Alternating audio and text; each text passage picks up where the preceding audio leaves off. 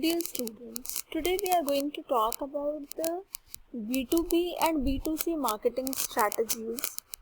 Well, there's no denying the thing that B2B and B2C marketing campaigns are two different sides of the marketing world. But in today's digital realm, B2B marketing is diverse, transparent, and also works best for B2C e-commerce. It now works on a different level, and both the marketing strategies have started to merge. B2B marketing includes the strategies that allows one business to sell their products and services directly to other businesses, whereas B2C marketing includes the strategies that allows one business to sell their products and services to the consumers. So there are times when they share the same technical practices like targeting abandoned carts, negative keywords, and more. But here are the crucial differences that separate the two business strategies, that is B2B and B2C. Number one is the industry jargon. Now, industry jargons are the B2B marketer use professional and industry specific words on their platforms, but when it comes to B2C, the language should be easy and it must be related to the customer so that the customers can easily understand it. Second one is your drivers. The B2C consumers are often motivated by their desires and internal forces and including wants and needs, while the B2B business strategies are driven by rational factors like price, deals, and business relationship, industry demand, etc.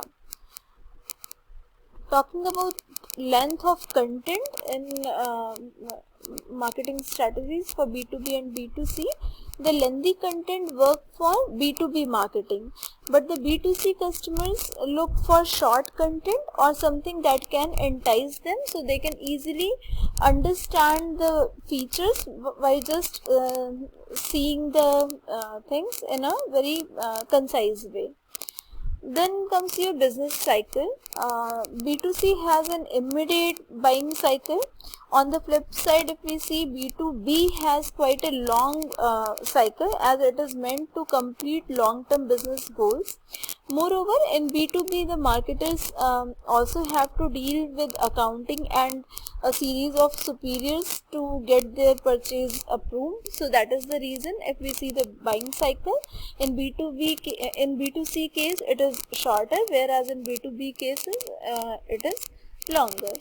Then comes your brand relationship. A B2C consumer is not always looking to build a relationship with the brand, while the B2B customers look to build a close relationship with other businesses and other brands also.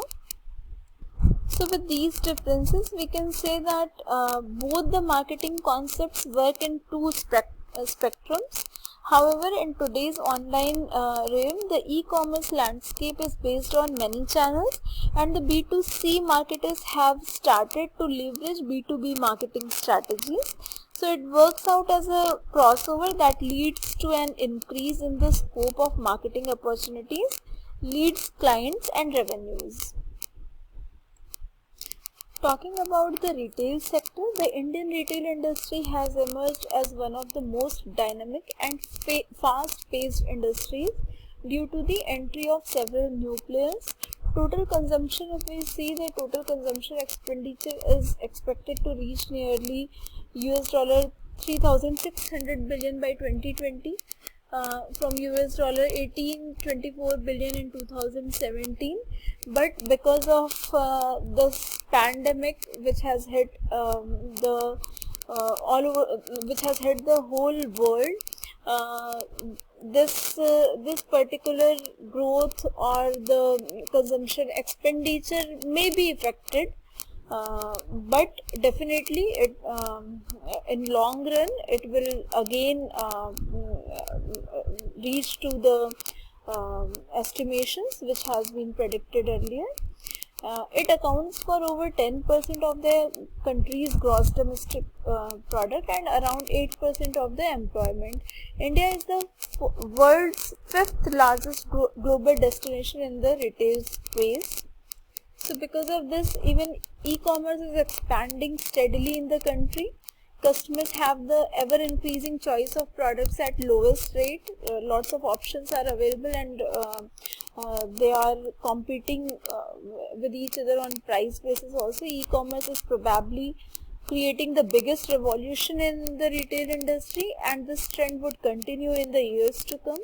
India's e-commerce industry is forecasted to reach $53 billion by 2018. This is a old figure, and retailers should leverage the digital retail channels, which would enable them to spend less money on real estate while reaching out to more customers in Tier 2 and Tier 3 cities. Let's understand the analysis of viability of online firms. So the viability of online firms or any firm can be analyzed like the economic viability refers to the ability of firms to survive as profitable business firms during the specified period. To answer the question of economic viability, we take two business analysis approaches. So, to analyze the viability of online firms, it is important to analyze the economic viability. And what is economic viability? Economic viability is a ability of a firm to survive as a profitable business. For how long a firm can survive in the competitive market as can survive with substantial profit. And to answer the question of this, we have two approaches of business analysis. One is strategic analysis, another is financial analysis. So strategic analysis approach to economic viability focuses on both the industry in which a firm operates and the firm itself. So to understand the industrial factor, it is the Porter's 5 forces model, where the firm need to analyze the industry from the point of view of barriers to entry, power of suppliers, power of customers. Like barriers to entry, whether it is the entry in that particular industry is easy or very complex. Then power of suppliers and power of customers, it means the bargaining power is available with whom, whether it is available with the suppliers or it is available to the customers. Then existence of substitute products, whether the substitute products are available in that particular industry. Then industry value chain and nature of intra-industry competition. It means what kind of competition is there among the firms, and the industry value chain also. After analyzing the industry strategic factors, the second thing comes that the firm should analyze the factors which are specific to the firm, like firm's own value chain, the firm's own core competency in that field, the firm's synergy, the technology adoption of the firm, like how innovative the firm is in terms of technology, and the social and legal challenges, if any, available to the firm. The second approach is the financial analysis. We were talking about the economic viability, which had two approaches. One was a strategic analysis. Under strategic analysis, we understood the industry factor and also understood the firm specific factors, and now we are moving towards the financial analysis. Now, financial analysis, where strategic analysis helps us comprehend the competitive situation of the firm, financial analysis helps us understand how in fact the firm is performing. So there are two parts to a financial analysis: the statement of operations and the balance sheet.